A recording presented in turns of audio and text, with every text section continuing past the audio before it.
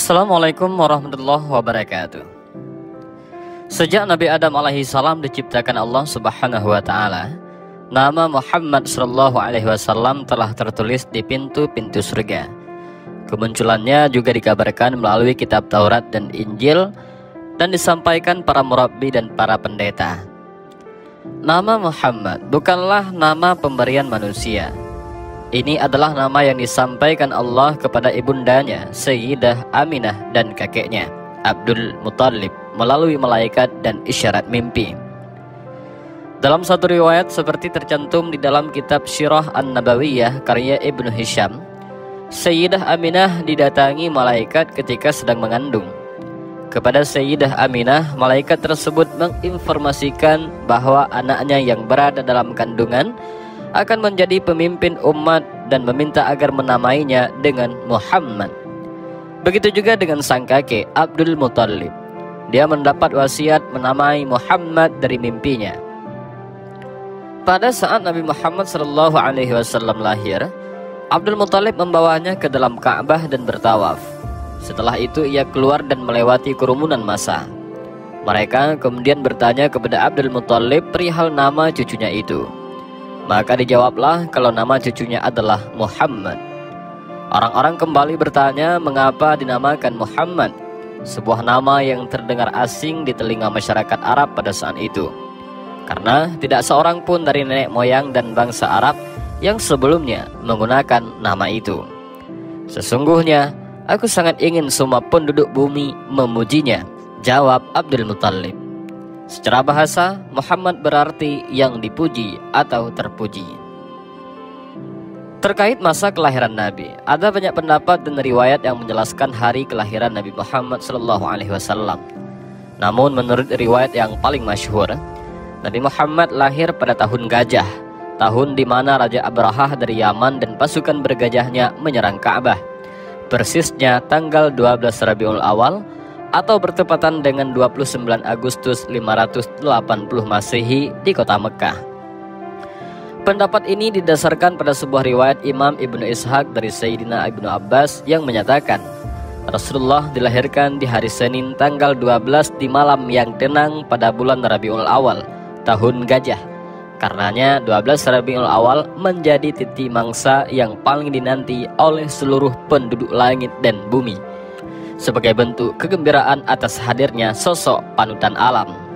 Makanya tak heran jika beberapa kejadian langka dan mengagumkan turut mendahului dan mengiringi kelahiran Rasulullah Muhammad SAW. Sejumlah kejadian menakjubkan yang menyertai kelahiran Nabi antara lain sebagai berikut. Yang pertama, hancurnya pasukan Abrahah yang hendak menyerang Ka'bah oleh kawanan burung ababil. Peristiwa ini berlangsung pada tahun 571 Masehi, tepat pada tahun kelahiran Nabi Muhammad SAW. Penyerangan Abrahah sendiri dipicu oleh kecemburuannya melihat bangunan Ka'bah yang selalu ramai dikunjungi masyarakat Arab dari berbagai penjuru. Kendati Raja Abrahah sudah mendirikan gereja super megah sebagai tandingannya, namun masyarakat Arab tetap memilih berkunjung ke bangunan tua yang didirikan oleh Nabi Ibrahim dan Nabi Ismail itu. Itulah alasannya Abrahah bertolak dari Yaman bersama pasukan bergajahnya untuk menghancurkan rumah Allah tersebut. Namun Allah berkehendak menyelamatkan rumahnya. Gajah-gajah Abrahah berhenti di tempat yang dikehendakinya.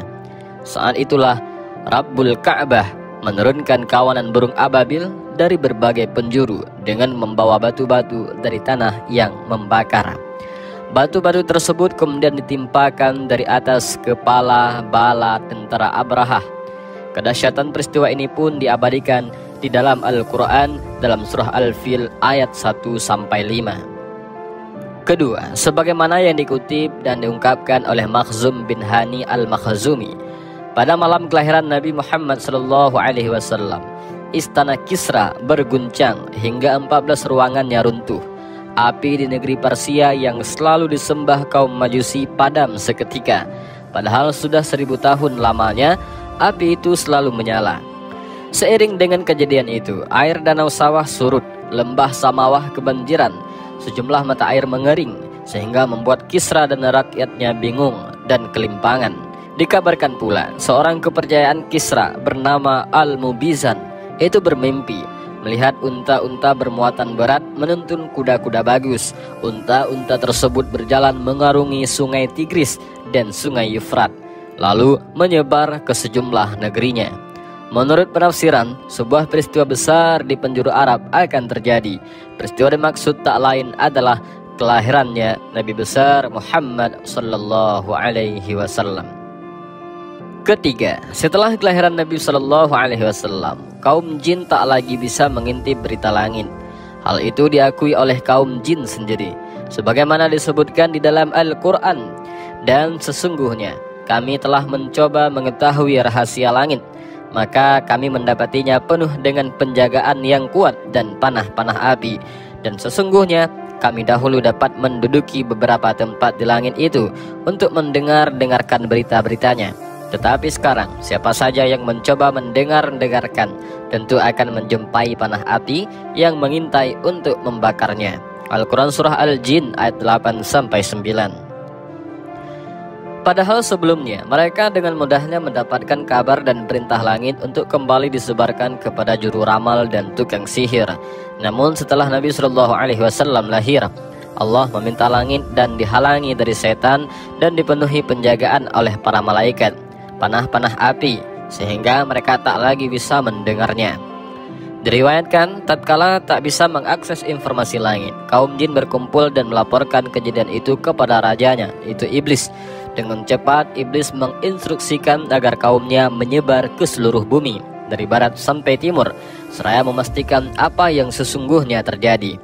Ternyata dari hasil pengamatan mereka ditemukan bahwa di kota Mekah ada seorang bayi yang tengah dikerumuni malaikat. Bayi itu mengeluarkan sinar dan memancar ke langit. Para malaikat pun sibuk menyampaikan salam kepada panutan alam yang baru saja dilahirkan. Begitu kejadian tersebut dilaporkan, iblis sangat menyesalkan sebab panutan alam telah datang. Artinya rahmat bagi manusia akan terlimpahkan, sehingga pantas menurutnya jin dan setan dihalang-halangi naik ke langit dan mencuri informasinya. Peristiwa keempat, yakni beberapa keajaiban yang menimpa Halimah As-Sa'diyah, ibu persusuan Nabi sallallahu alaihi wasallam. Kala itu serombongan wanita dari Bani Sa'id datang guna mencari bayi yang akan disusuinya demi mendapatkan upah dan bayarannya, termasuk Halimah yang diantar oleh suami beserta bayi mungilnya. Namun 2 hari berada di Mekah, Halimah belum juga mendapatkan bayi. Yang tersisa hanyalah bayi bernama Muhammad bin Abdullah. Rupanya bayi yang satu ini tak menjadi pilihan para wanita Bani Sa'id lainnya. Mengingat kondisinya yang yatim, harapan mereka mendapatkan upah dari bekerja menyusuinya tak akan terpenuhi. Tetapi karena tak mau pulang dengan tangan kosong, akhirnya Halimah sepakat dengan sang suami untuk mengambil bayi yatim bernama Muhammad itu. Tak diduga, begitu sang bayi diterima dan dibuka kain bungkusnya, Halimah melihatnya penuh takjub. Wajah sang bayi yang bercahaya membuat dirinya begitu kagum karena baru itu ia mendapatkan bayi yang sangat luar biasa. Tak sampai di situ, begitu si bayi disusui, air susu Halimah mengalir deras.